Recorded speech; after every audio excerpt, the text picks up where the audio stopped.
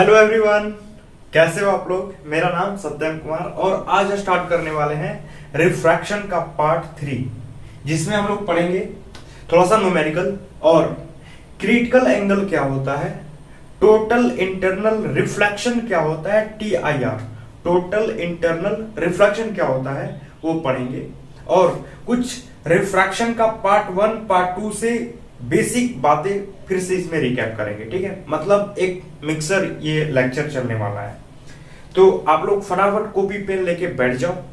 और बड़ा अजीब बात है कि रिफ्रैक्शन में आया आज रिफ्लेक्शन। ठीक है, तो कॉपी पेन निकाल के बैठ जाओ, थोड़ी देर के लिए मस्ती करना बंद कर दो।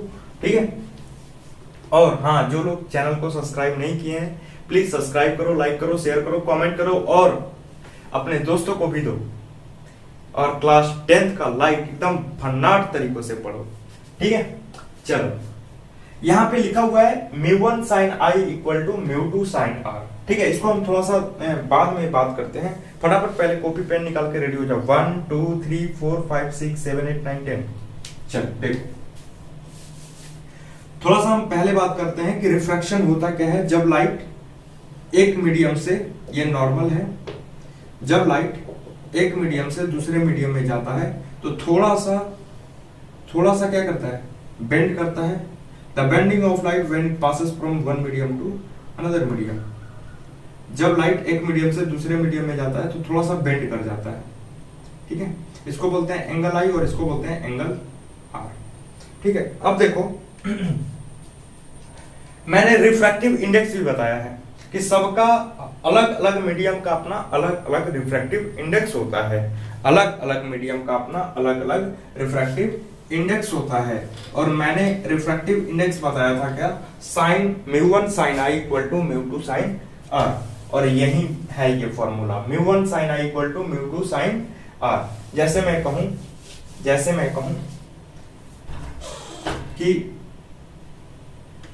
कहूं यहां पे देखो, साइन I बटे sine R equal to μ2 by μ1। मतलब साइन I बटे sine R refractive index of second medium with respect to refractive index of first medium. और इसको क्रिस क्रॉस मेथड से करोगे मल्टीप्लाई तो ये जाएगा इधर, यानी हो जाएगा μ1 sin I equal to μ2 sin R। और शायद ऊपर में यही फॉर्मूला लिखा हुआ है, μ1 sin I equal to μ2 sin R। ये पढ़े हो ना, sin I बटे sin R, स्नेल्स लॉ। जाके लेक्चर नंबर 2 देखो, रिफ्रैक्शन का lecture number 2, approx 13 lecture, light का 13 लेक्चर।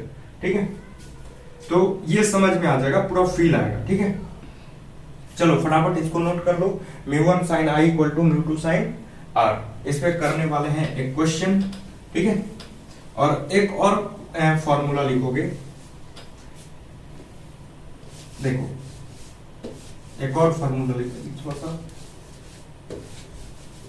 देखो, ये देखो लिख सकते हैं क्या, साइन I बटे में sine R equal to μ2 by μ1 लिख सकते हैं। अच्छा, μ2 को लिख सकते हैं क्या, C बट्टे V2 बट्टे C बट्टे V1।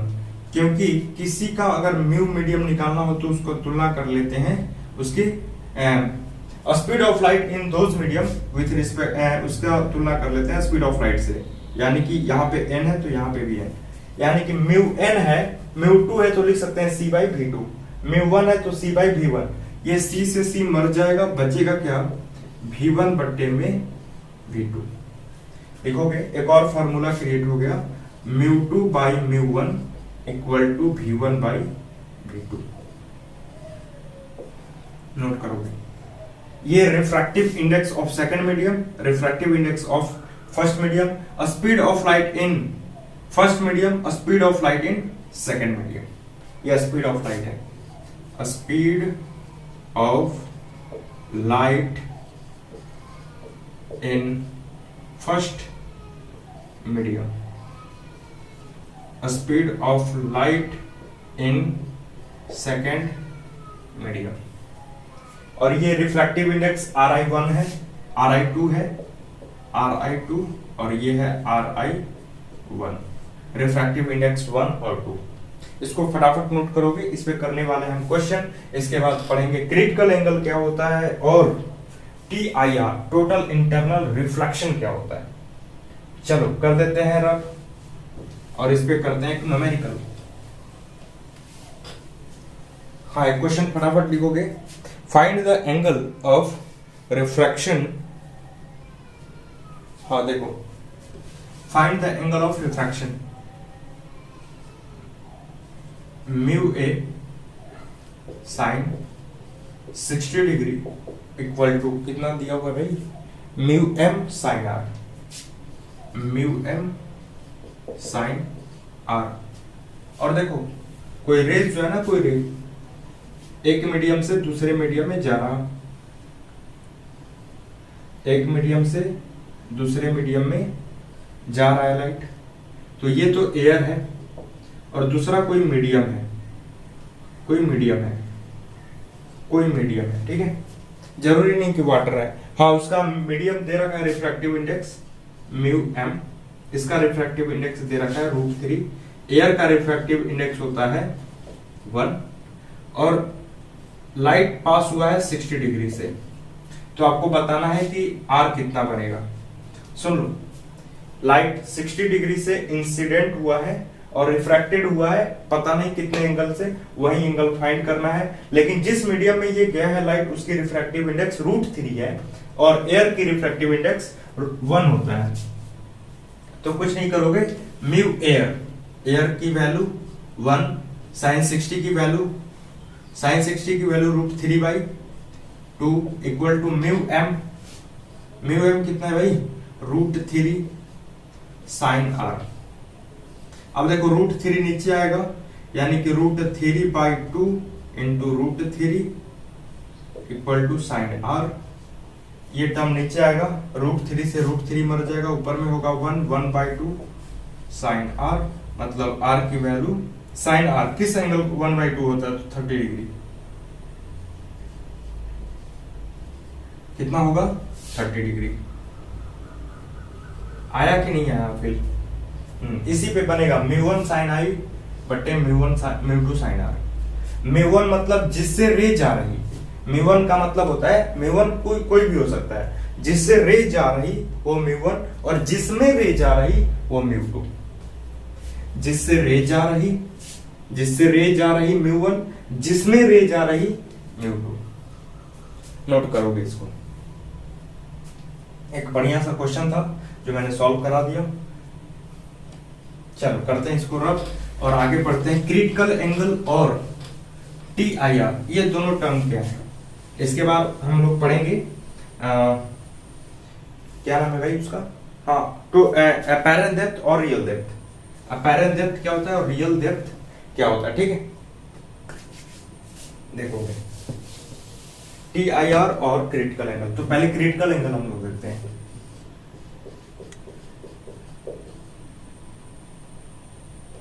क्रिटिकल एंगल जिसको हम लोग C से रिप्रेजेंट करते हैं। क्रिटिकल एंगल को किससे रिप्रेजेंट करते हैं, C से रिप्रेजेंट। लिखोगे इसमें whenever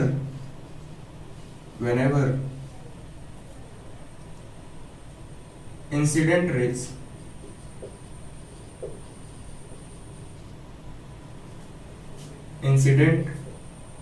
rays pass from denser to rarer,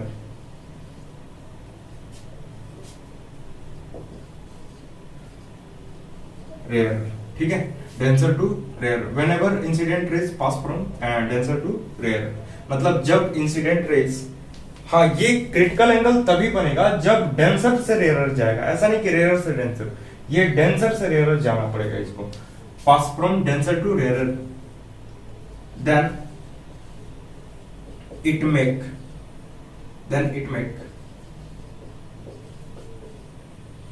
normal या परपेंडिकुलर 90 डिग्री, ठीक है। Then it make 90 degree from the normal. Normal से कितना बना है 90 डिग्री। जैसे देखो एकदम फील दिला लेते हैं, घबराओ नहीं। ये नॉर्मल रहा, ये एयर है और दूसरा मान लेते हैं वाटर है। तो ये डेंसर है और ऊपर वाला रेयरर है, ठीक है। ये डेंसर मीडियम, ऊपर वाला रेयरर मीडियम। अब देखो लाइट को भेजना है डेंसर से रेयरर। मान लेते हैं लाइट को मैंने भेजा डेंसर से रेयरर। तो जब मैंने ये बताया था, पहले ही लेक्चर में बताया है, रिफ्रैक्शन के पहले लेक्चर में बताया है कि जब लाइट रेयरर से डेंसर जाएगा तो नॉर्मल की तरफ बेंड होगा, मतलब टुवर्ड द नॉर्मल होगा। और जब लाइट रेस डेंसर से रेयरर जाएगा तो नॉर्मल से अवे जाएगा, मतलब नॉर्मल से अवे जाएगा, ऐसे जाएगा नॉर्मल से। दिखाई दे रहा है क्या पूरा एकदम बढ़िया से? हाँ बहुत बढ़िया। थोड़ा सा ये वाला क्रिटिकल एंगल थोड़ा सा ऊपर हो गया। हाँ लो एकदम बढ़िया दिखाई दे। देखो तो इसको जाना था ऐसे, लेकिन थोड़ा सा क्या कर गया है, बेंड कर गया है, नॉर्मल से दूर भागा है, ठीक है। तो अगर मैं थोड़ा सा इसको और उठाऊं तो ये थोड़ा और झुकेगा, इसको थोड़ा और उठाऊं ये थोड़ा और झुकेगा। मतलब एक ऐसा केस बनेगा जब रिफ्रैक्टेड रे सरफेस पे आ जाएगा और नॉर्मल से 90 डिग्री बनाएगा। तो उस समय जो एंगल क्रिएट होगा उसको बोलते हैं क्रिटिकल एंगल। एक बार फिर से, अगर अभी समझो कि क्रिटिकल एंगल नहीं है तो थोड़ा सा बेंड करता, मैं थोड़ा सा इसको और ऊपर करूं तो ये थोड़ा और बेंड करता। तो एक समय ऐसा आता कि ये थोड़ा सा मैं ऊपर करता, ये नॉर्मल पे सरफेस पे आ जाता।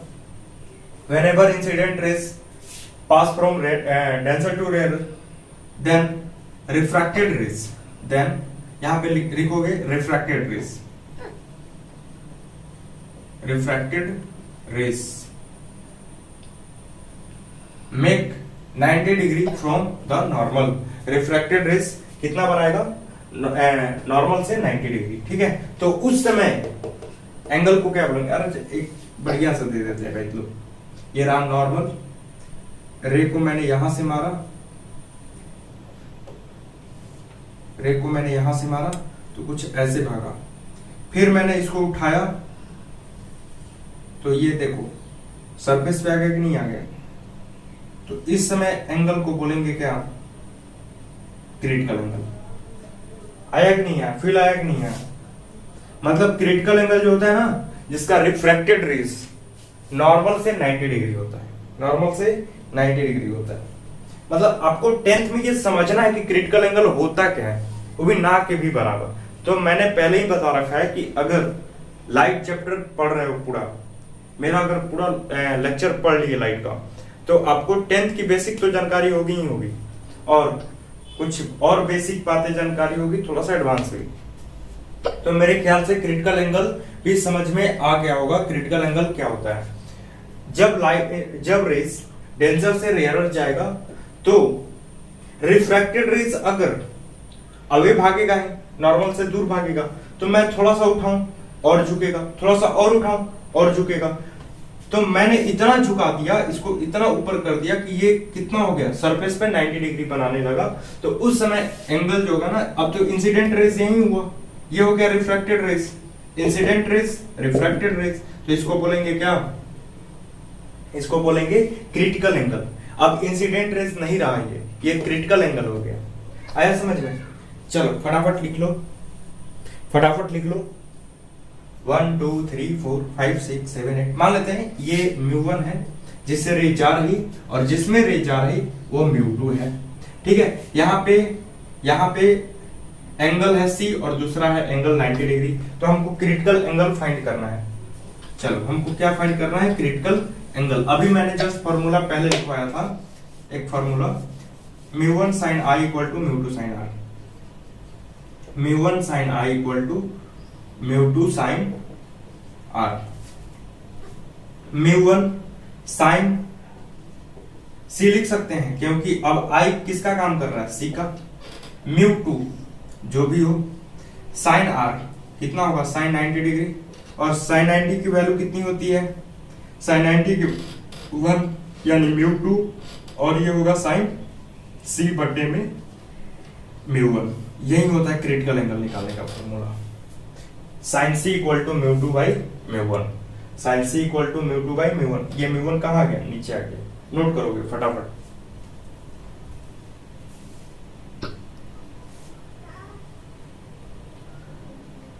नोट कर लिए, चलो करते हैं इसको रब।